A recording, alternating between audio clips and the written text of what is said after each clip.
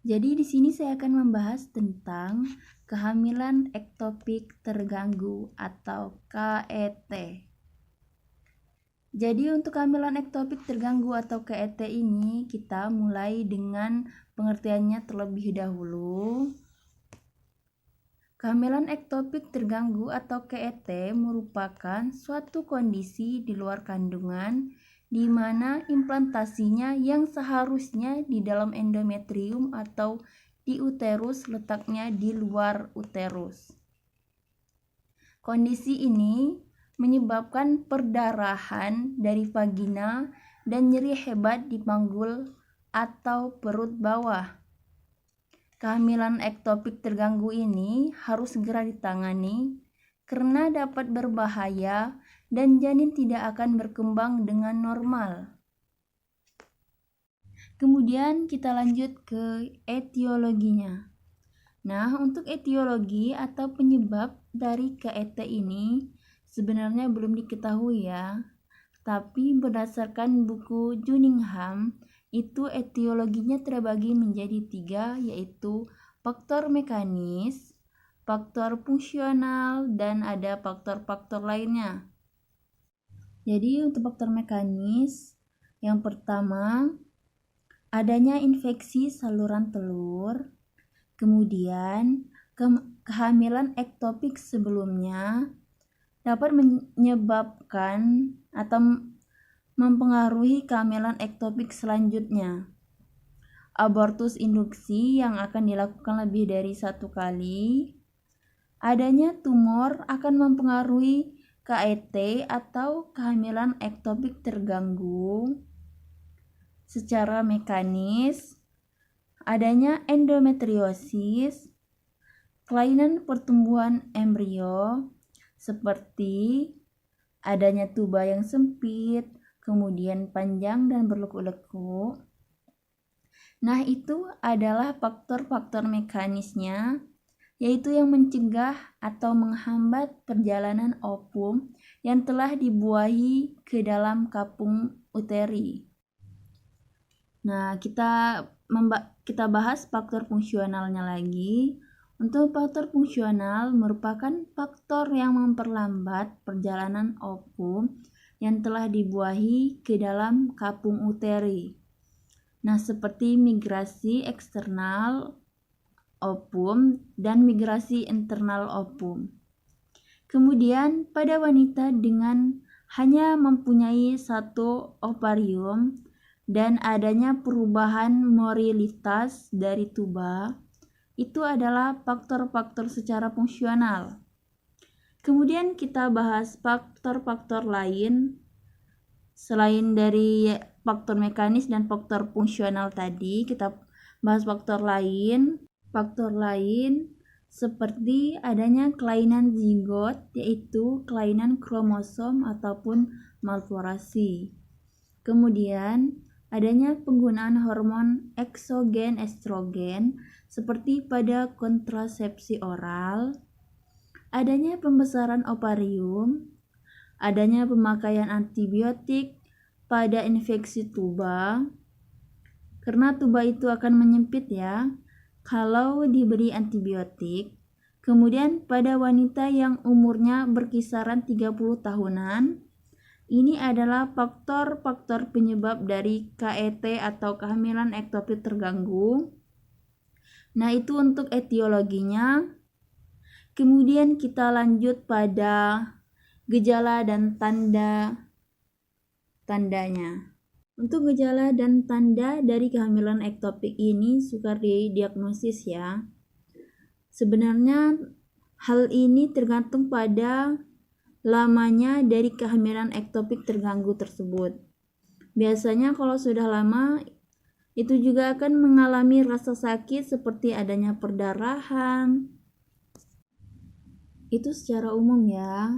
Tapi untuk secara khususnya, ada beberapa seperti aminor, nyeri perut bagian bawah, perdarahan, dan nyeri bahu. Kita akan bahas aminor terlebih dahulu. Untuk gejala pertama yaitu aminor, atau tidak haid ini biasanya juga terjadi pada kehamilan normal. Seperti yang lainnya, yaitu proses pematangan sel telur ini sudah berhenti ketika ibu sudah mengalami positif hamil. Jadi sama seperti kehamilan normal lainnya ya, tetapi nanti aminur ini akan berlangsung hingga terjadi kematian janin atau robekan pada dinding tubanya. Nah, itu yang membedakan antara kehamilan normal dan kehamilan ektopik terganggu. Dan yang kedua, ada nyeri perut bagian bawah. Untuk nyeri perut bagian bawah ini paling utama gejalanya karena akibat peregangan dinding tuba ataupun ruptur tuba. Nyeri ini dirasakan ibu dengan cara berbeda-beda tergantung penyebabnya. Biasanya nyeri ruptur tuba itu membuat ibu sampai pingsan, tetapi apabila janin itu tidak terlalu besar, nyeri hanya biasanya disebabkan karena peregangan dari dinding tuba saja. Jadi, ibu akan mengalami sakit perut yang sebenarnya tidak seperti sakit. Rasa nyeri biasanya terdapat pada satu sisi, tetapi biasanya darah masuk ke dalam rongga perut, kemudian rasa nyeri itu bisa saja menjalar ke bagian tengah ataupun seluruh tubuh bagian bawah. Rasa nyeri itu juga terjadi pada Cavum Douglas, di mana itu tempat kosong antara vagina dan anus. Jadi Cavum Douglas ini biasanya berasal dari embrio dan darah yang telah menggumpal.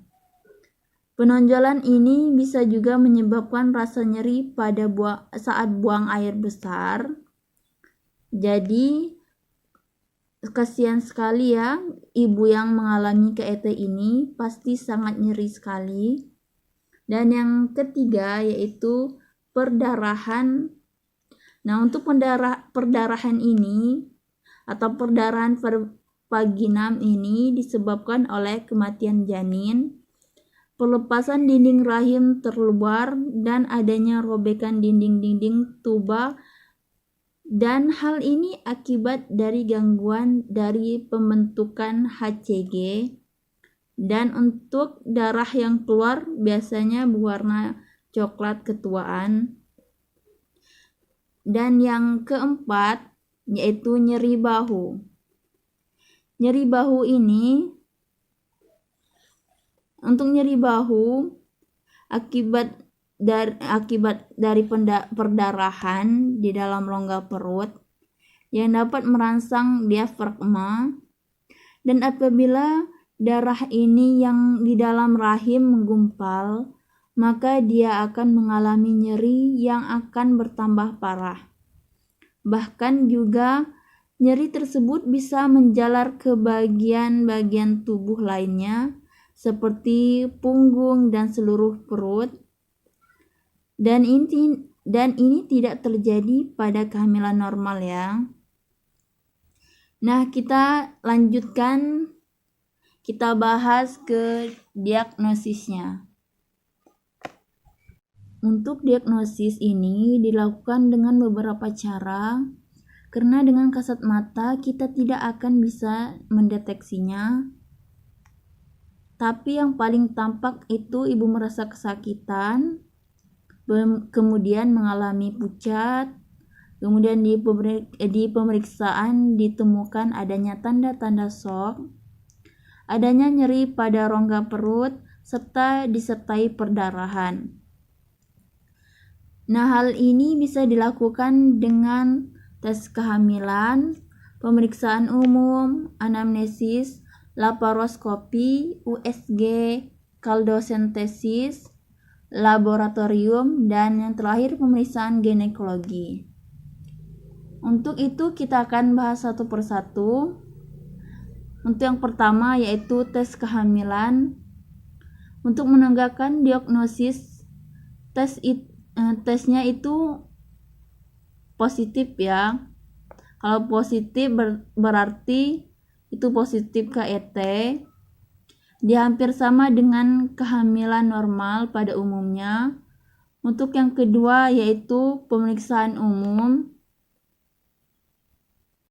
Jadi untuk pemeriksaan umum biasanya ibu hamil itu kelihatan kesakitan, wajahnya semakin pucat, adanya perdarahan pada rongga perut dengan tanda-tanda shock. Kemudian pada perut ibu juga sedikit mengembang dan disertai juga nyeri tekan. Kemudian kita ke anamnesis. Untuk anamnesis ini biasanya headnya itu terlambat dalam beberapa waktu. Untuk anamnesis pada kehamilan muda itu biasanya terjadi nyeri perut bagian bawah. Nah, kemudian kita lanjut ke pemeriksaan ginekologi. Untuk pemeriksaan ginekologi ini biasanya adanya rasa nyeri pada serviks. Kemudian apabila uterus itu diraba, dia juga sedikit membesar. Kemudian dia juga tidak bisa membedakan antara tumor dengan batasan-batasan yang jelas, dan biasanya sukar untuk ditentukan. Dan selanjutnya yaitu laboratorium. Di sini untuk pemeriksaan laboratorium itu dengan pemeriksaan Hb atau hemoglobinnya dan jumlah sel darah merah. Dalam hal ini bisa saja mengalami diagnosis kehamilan ektopik terganggu, terutama pada tanda perdarahan dalam rongga perutnya. Dan yang selanjutnya itu kuldosintesis. Untuk kuldosintesis ini saya akan jelaskan kuldosintesis itu dulu. Kuldosintesis itu merupakan suatu pemeriksaan untuk mengetahui apakah di dalam kafum Douglas tadi itu terdapat darah atau tidak.